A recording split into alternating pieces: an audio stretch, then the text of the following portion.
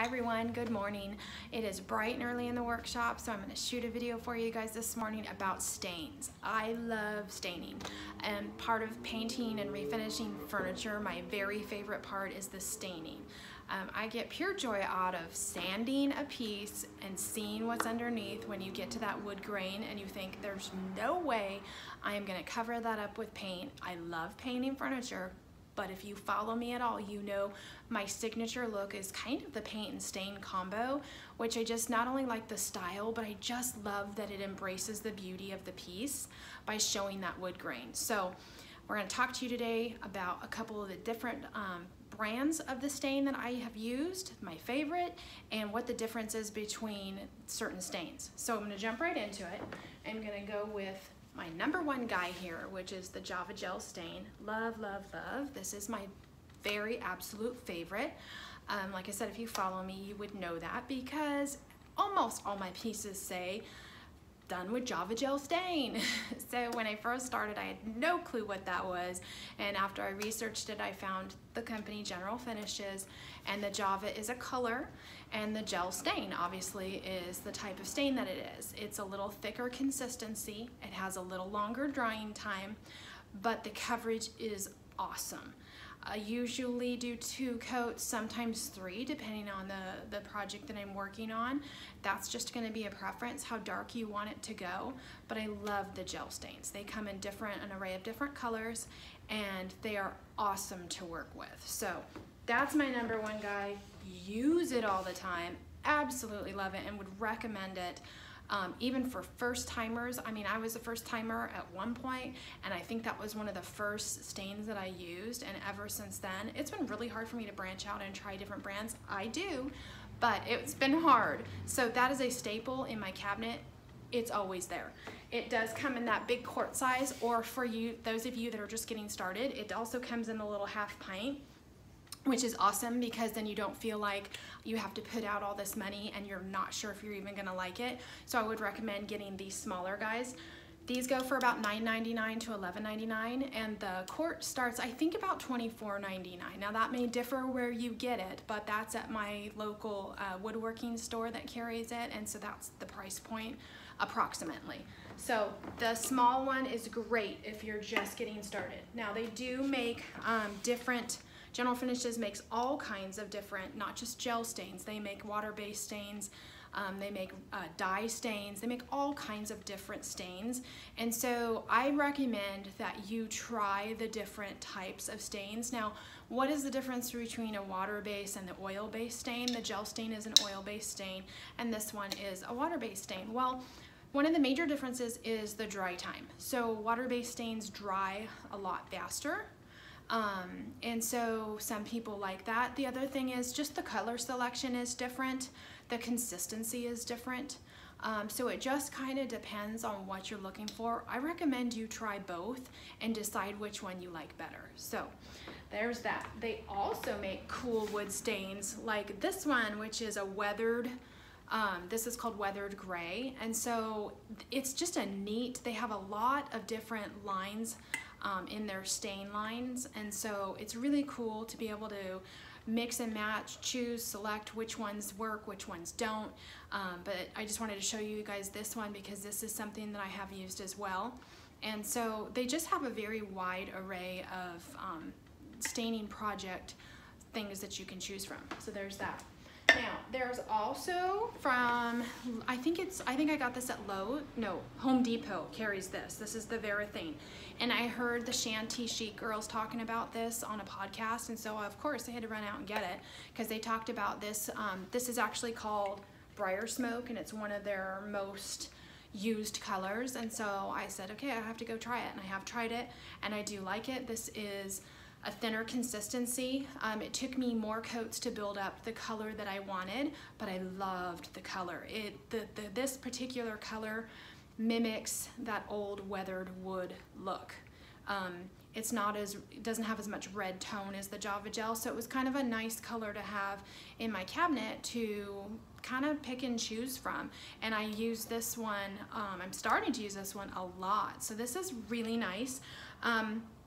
This one says it's dry in 1 hour.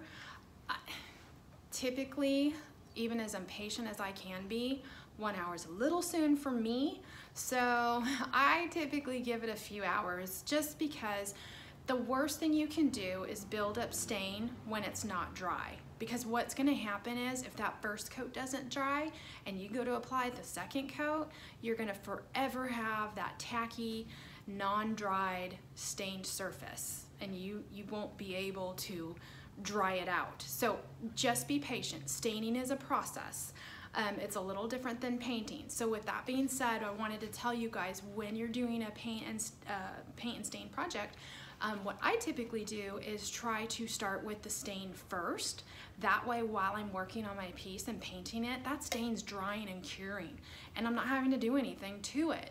So there's no extended wait time by the time my project is all done. So I would start with sanding, staining, then I go start painting. So the next day I come back and I'm working on my painting again, but before I start my painting that morning, I go ahead and put my second coat of stain on, because I've had 24 hours now between coats. So you see where I'm going with this. By the time I'm done painting, my stain is done and on. So just a helpful hint there, start staining first, because that dry time will extend the period of time that that project sits before you can put it up for sale or put it in your house. So there's also Minwax stain, which isn't bad. This you can get at Lowe's or Home Depot, I know.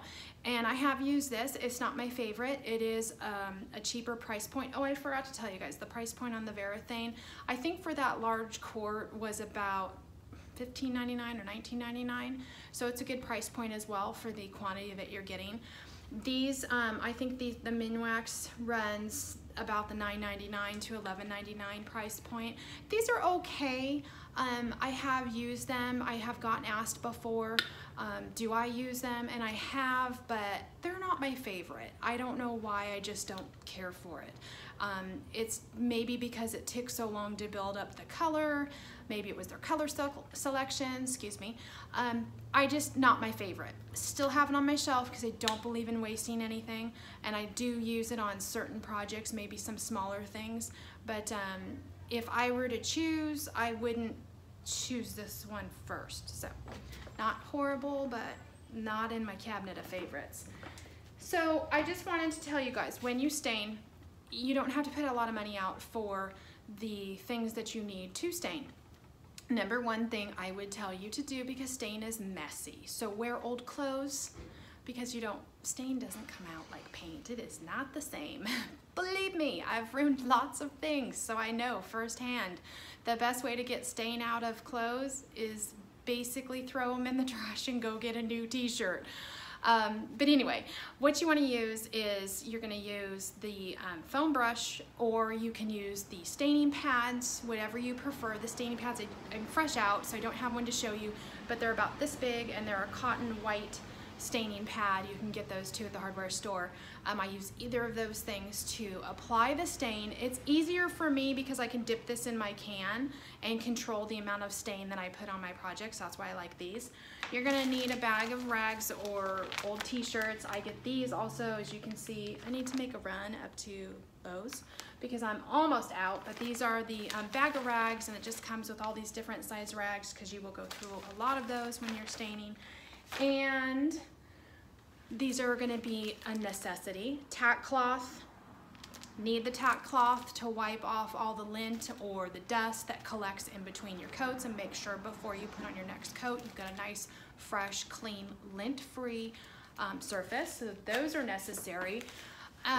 In between coats of stain, you will want to sand. Now, you don't want to sand with sandpaper. There's no need for all that. All you're trying to do is run your hand over the piece in between the coats after they're dry and feel if it's still smooth. Sometimes that wood grain will raise up, more so if you're using a water-based stain. So you're going to want to get some steel wool. I use this quadruple zero steel wool with a very light hand in between coats, just to get my super, I can't talk this morning, super smooth surface. So that you can also get at Lowe's or Home Depot. So there's probably a ton of questions if you're going to start learning to stain, because the one thing I will tell you is, once you take a fresh sanded piece of wood and you put your stain on it, it's not as easy to erase the mistake as it is with paint. The unfortunate part is if you doesn't come out right, or if you don't like the way it looks, the only way to start over is to sand that piece again. I've had to do it many times, so I know firsthand.